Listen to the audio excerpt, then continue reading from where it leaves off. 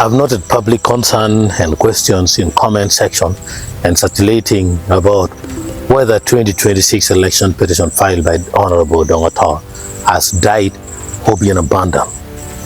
I wish to clarify as follows. The case is very much alive and is proceeding according to the law.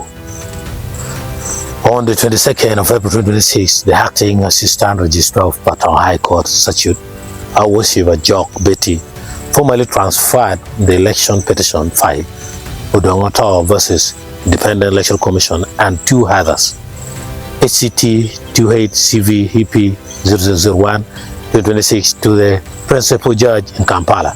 This transfer was done in compliance with a directive from the acting chief registrar requiring all election petitions to be centrally managed by the principal judge's office.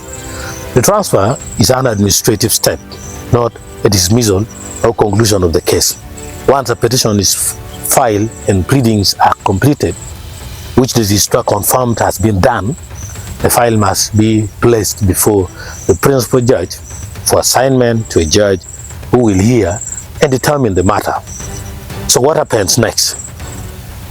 The principal judge will now assign the case to a judge and a hearing date will be set. This is the next step in the legal process.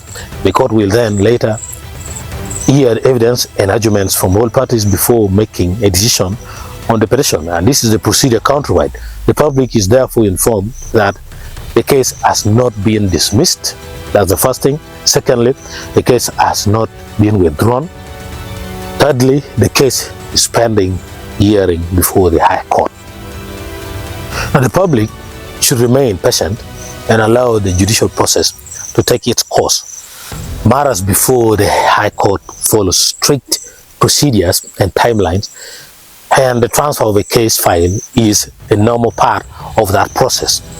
Further updates will be provided when the hearing date is set. This is issued in the public interest and specifically talks about the election petition by Odonga 2026, and that is the only valid information about that petition. Thank you.